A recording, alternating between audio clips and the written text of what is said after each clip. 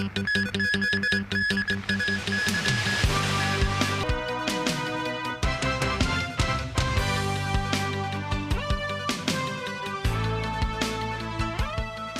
I'm Melissa Hekalea, and this is TVB News.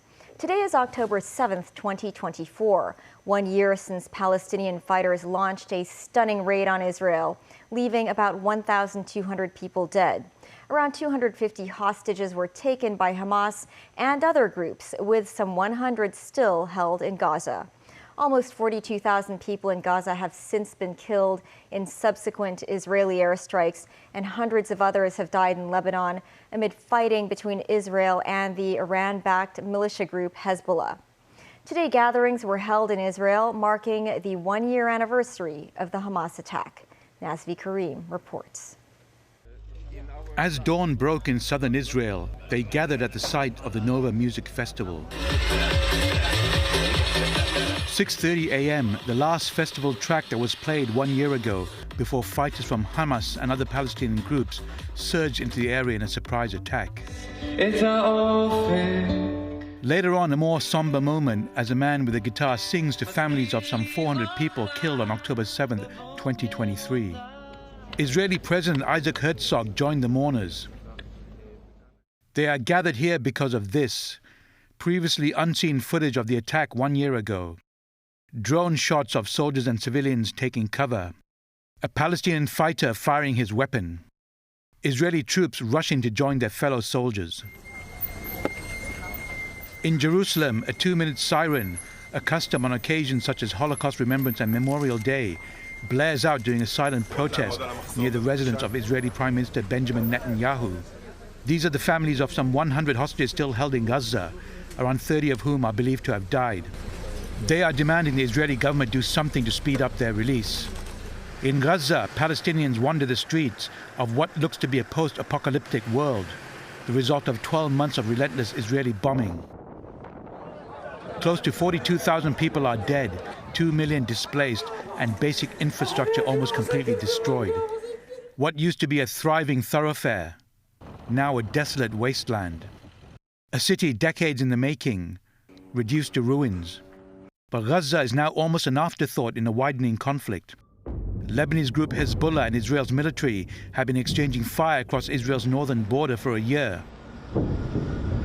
The conflict has escalated with intensified Israeli airstrikes using mostly American weaponry on Hezbollah targets in Lebanon, along with a ground incursion into the south of the country. Iran has joined the fray, last week sending around 180 missiles into Israel. This in response to the assassinations of Hamas leader Ismail Haniyeh in Tehran and Hezbollah leader Hassan Nasrallah in Beirut. Yemen's Iran-backed Houthi group, who are part of the so-called Axis of Resistance, has been disrupting shipping in the region in support of Hamas. In the latest exchange, Hezbollah fired rockets into northern Israel, hitting targets in Haifa and Tiberias. Sirens wailed as Israeli officials say 10 people suffered minor injuries. Despite global calls for a ceasefire and multiple rounds of peace talks, fighting has only intensified. 1 year on and the region is no closer to peace, amid growing fears of an all-out war that could draw in the United States and even Iran's ally, Russia. Nazvi Karim, TVB News. People around the world took part in pro-Palestinian and pro-Israeli protests on the eve of the first anniversary of the Hamas attack on Israel. Daniel Rao tells us more. Sunday's events followed massive rallies that took place on Saturday. Other events are scheduled through the week, with an expected peak on Monday, the date of the anniversary of the Hamas attack. Thousands gathered in Paris for a Jewish memorial event featuring speakers and artists paying tribute to those killed in the attack and standing with those still in captivity. Free Gaza from Hamas! Hundreds of demonstrators in Berlin marched behind a banner that read against all anti-Semitism. With scores of Israeli flags waving overhead, some Jewish leaders led a song about shalom, the Hebrew word for peace, while marchers chanted "Free Gaza from Hamas" and "Bring them home," referring to hostages still held by Hamas. In London, thousands gathered in Hyde Park in a similar memorial event. The crowds chanted "Bring them home" and waved Israeli flags and placards with the faces of hostages still held by Hamas. Take me! Elsewhere, pro-Palestine protests took place in Istanbul. Waving Turkish and Palestinian flags while chanting slogans in support of Palestinians, protesters condemned Israel. Among the participants was Bilal Erdogan, the son of Turkish President Recep Tayyip Erdogan, who was seen joining the chants and waving flags with his family. In Morocco's capital, Rabat, thousands marched by parliament and called on the government to revoke its 2020 agreement formalizing the country's ties with Israel. Morocco's government has spoken out against the war in Gaza but retained its ties with Israel. Pope Francis, celebrating his Sunday Angelus prayer from the Vatican, issued a new appeal for peace on every front. Francis also urged his audience not to forget the many hostages still held in Gaza, asking for their immediate liberation. The Pope called for a day of prayer and fasting on Monday, the first anniversary of the attack. Dan Rell, TV News. In Pakistan, a massive explosion outside Karachi's international airport has killed 2 Chinese nationals and injured at least 10 others. In a statement emailed to journalists, separatist militant group Baloch Liberation Army claimed responsibility for the attack. The Chinese embassy in Pakistan has called for a thorough investigation and measures to ensure the safety of Chinese citizens, including engineers in the country. Danny Zhou reports. A thick column of smoke rising from a road close to Karachi's Jinnah International Airport at around 11 p.m. on Sunday. At least 10 vehicles, including a police van, were engulfed by flames. A staff member of the Civil Aviation Department said the blast was intense enough to shake the airport's buildings. Military and police units were deployed to the scene. Initial reports suggested the fire started with the explosion of an oil tanker, but police later confirmed it was a bombing attack. The Baloch Liberation Army, or BLA, said it had carried out the attack using a vehicle-borne improvised explosive device. The BLA said the perpetrator, Shah Fahad, a member of the group's Suicide Squad Majid Brigade, targeted a convoy of Chinese workers. The Chinese embassy said a convoy from the Port Qasim Electric Power Company was attacked near the airport. 2 Chinese staff members of the China-funded electricity company were confirmed dead, while another employee was injured. A number of Pakistani citizens also sustained injuries. The Chinese embassy strongly condemned what it called a terrorist attack and said China is working with Pakistan to handle the aftermath. Pakistani authorities extended condolences and sympathies to the victims' families and promised the perpetrators would be punished. Pakistan's Prime Minister Shehbaz Sharif pledged on the social platform X that his country will leave no stone unturned to ensure the safety and well-being of their Chinese friends. The blast came just ahead of this year's Shanghai Cooperation Organization Summit in Pakistan. The event will open on October the 15th, and Premier Li Qiang is expected to be in Islamabad for talks. Beijing has raised security warnings for Chinese citizens in Pakistan, especially those involved in development projects such as the Gwadar port under the Belt and Road Initiative. The BLA, which demands a cession of Balochistan from Pakistan, accused Beijing of aiding Islamabad in exploiting the province and staged attacks targeting Chinese interests in recent years. A total of 14 Chinese engineers were killed in BLA attacks near the Darsu hydropower project in 2024 and 2021. The group also attacked the Chinese consulate in Karachi in 2018, which killed 3 Pakistani police officers. Danny Zhou, TVB News. Hong Kong stocks continue to surge, with the Hang Seng Index rising to over 23,000 points. The market is paying close attention to the CSI 300 index on the mainland, as it will resume trading activities tomorrow after the end of the National Day Golden Week holiday. This, as the National Development and Reform Commission noted, it will hold a press conference, with the market speculating that there may be more measures to stimulate the market in the near future. Timothy Lee tells us more. Share prices skyrocketed on the Shanghai and Shenzhen stock exchanges prior to the start of the National Day Golden Week holiday and set a new record for transaction figures. Several brokerage firms in Guangzhou maintained operations through the National Day break and continued to set up accounts for their clients. The manager of a local brokerage firm said requests for opening accounts during the Golden Week alone increased by over 260% compared with the previous week. This as the National Development and Reform Commission announced it will hold a press conference on Tuesday morning, with the market speculating that more economic stimuli may be in the cards. In a bid to prevent congestion on its platform, the Shanghai Stock Exchange, or SSE, said it will extend the time allowed for reporting transaction orders starting on Tuesday. The SSE and its Shenzhen counterpart also ran a series of tests earlier to prepare for the resumption of trade. Meanwhile, some mainland economists urged locals to maintain caution when investing in the market. Timothy Lee, TVB News. 12 former employees of the children's residential home in Mongkok were found guilty of child abuse today. 10 were sentenced to prison terms ranging from 6 to 64 months. The remaining 2 were handed 180 hours of community service. The 12 defendants arrived at the district court in Wan Chai. In 2021, the 12 were employees at the children's residential home under the Hong Kong Society for the Protection of Children. They were accused of abusing children multiple times and faced more than 140 counts of charges. Judge Lily Wong today said the behavior of the defendants was disgraceful and cold-blooded. Almost 40 children were abused. Police arrested and prosecuted 39 former employees of the children's residential home. Most of them received jail sentences.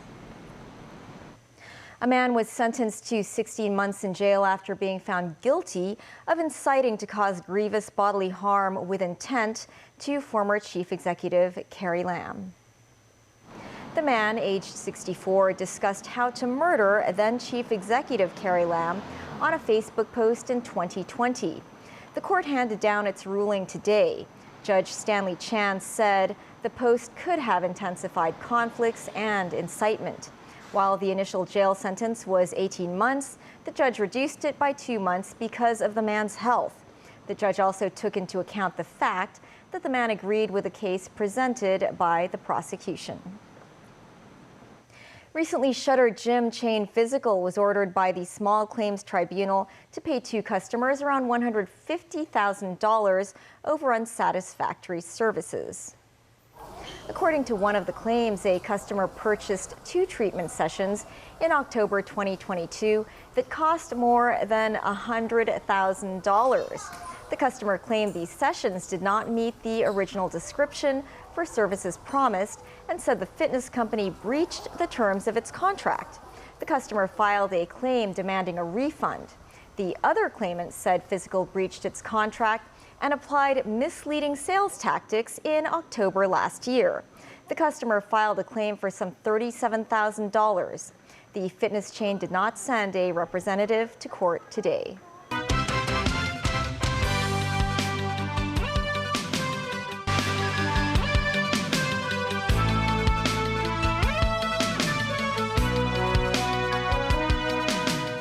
Welcome back. Central Thailand braced for flood Sunday after authorities announced it was releasing water from a major dam after weeks of heavy rain. The deluge has stopped in northern Thailand, but in some areas, many remain cut off by waist-high floodwaters. Concern, too, for animals in parks and sanctuaries on the outskirts of the northern city of Chiang Mai. Many elephants had to be led to safety, but some helped relief teams in their rescue efforts. Tracy Furness has more. As people waded through waist-deep floodwaters in the northern city of Chiang Mai, Thai relief workers brought in some serious muscle to help reach residents cut off by the water. Elephants carried relief waters to a community in Seraphai district, about 20 kilometers outside the city. The towering beast strode seemingly untroubled through water levels that were too deep for humans. Just a few days ago, authorities and conservationists were rushing to rescue the elephants and other animals from flash flooding. A herd of elephants had been seen running through the water, trumpeting loudly. Most of the 125 elephants held in the city's Elephant Nature Park were led to safety. Traditionally, elephants have been used as work animals in Thailand, but these days they are endangered and more have gone to sanctuaries. Meanwhile, rescue workers pull a boat in knee-deep water through the streets of Chiang Mai. Muddy water bubbling up as a boat is pulled past. Many people in the city remained cut off by floodwaters, and rescue workers supplied them with food or evacuated them. Popular tourist areas such as the night market and Taipei Gate were under a metre of water. Electricity supplies had been cut off in some neighbourhoods for safety reasons. The latest flooding in Chiang Mai occurred when the water level of the Ping River on the eastern edge of the city began overrunning its banks on Friday. Rail services were suspended with northbound trains from Bangkok terminating in Lampang, where travellers had to then use buses. Chiang Mai Airport continued operating, but flooded roads delayed accessing it. Tracy Furness, TVB News. The Nobel Prize in Medicine has been awarded to two Americans. Victor Ambrose and Gary Ruvkun were recognized for their discovery of microRNA, a fundamental principle governing how gene activity is regulated. The Nobel Assembly said their discovery is proving to be fundamentally important for how organisms develop and function. The prize carries a cash award of 11 million Swedish kroner, or about $1 million US. Over the next few days, prizes will be announced for physics, chemistry, and literature. The Nobel Peace Prize will be announced on Friday. China's Belt and Road Initiative has helped many countries, one of them being Madagascar. Agricultural specialists from China have traveled to the African nation, which frequently suffers from food shortages, to share their knowledge on improving local rice farming techniques. The agricultural experts hope they can prevent famines from ever occurring again on the continent. Timothy Lee has more.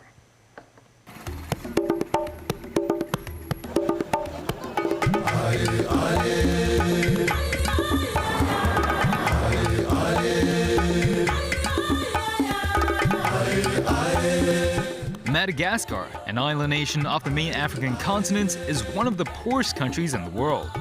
With a population of around 30 million, most residents in Madagascar earn less than 20 Hong Kong dollars a day and often survive by collecting garbage. Besides economic challenges, Madagascar also has to deal with a host of problems caused by climate change. The combination of rising temperatures and shortage of rain has led to crop yield losses, especially rice, the locals' main source of food. A serious drought struck Madagascar 3 years ago, resulting in hundreds of thousands of people suffering from famine. In a bid to improve the lives of the Malagasy people, the United Nations Environment Program said the key to change is improving rice varieties. Hu Yuefang, an agricultural specialist from China, first arrived in Madagascar in 2008. He noted the poor quality of local seeds and outdated farming techniques. After spending a decade improving irrigation techniques and introducing 3 rice varieties suitable for the local climate, Hu and his team said rice production has doubled and greatly increased income for local farmers. 我们要从零开始跟他们进行辅导和培训。 Hu hopes improved rice farming techniques could spread beyond Madagascar to all of Africa and prevent famine from happening again on the continent. Timothy Lee, TVB News. Movie props used in 6 scenes from a homemade film about the Kowloon walled city are being displayed at Hong Kong International Airport until the end of November. The exhibition attracted the interest of locals and overseas tourists. Mimo Singhai reports. Those who have watched Twilight of the Warriors walled in may recall this tea store where residents of the walled city socialize. The tea store is owned by one of the characters, Cyclone, a crime lord who rules the area. Does this bowl of char siu rice remind you of the friendship between Cyclone and trouble youth Chan Lok Guan? Another nostalgic set is this grocery shop. Old sweets and toys. Is it like being transported back to 1980s Hong Kong? This set, meanwhile, shows the public what a 1980s barber shop was like, complete with the iconic red chairs. I think it can greatly show the traditional Hong Kong style village a long time ago. I heard that making this movie use a lot of facilities and also material, even though we don't know if they will have episode 2 of the movie. But to display in Hong Kong airport would be a great place to let other overseas people to know more about the history of Hong Kong. It's good actually. I've never went to the walled city, but I feel like it looks like it should be quite authentic. I like that it's the airport. You come out, you get a feel of Hong Kong. How about the film? Will you consider watching the film? I think I will now actually. Yeah. Chief Executive John Lee and other representatives attended a launch ceremony for the exhibition. Deputy Financial Secretary Michael Wong was also there. Lee said the film had received notable attention from local and overseas communities. He said authorities aim to further promote tourism using the film's influence. The 6.5-meter-high double-story film replica will stay at the airport until November 20th. The exhibition will then be held in a shopping mall in Kai Tak. Mainland tourists were also able to enjoy the exhibition, many of them heading home on the final day of their week-long National Day holiday. News 9, TVB News. That's the news. Thanks for watching. Bye for now.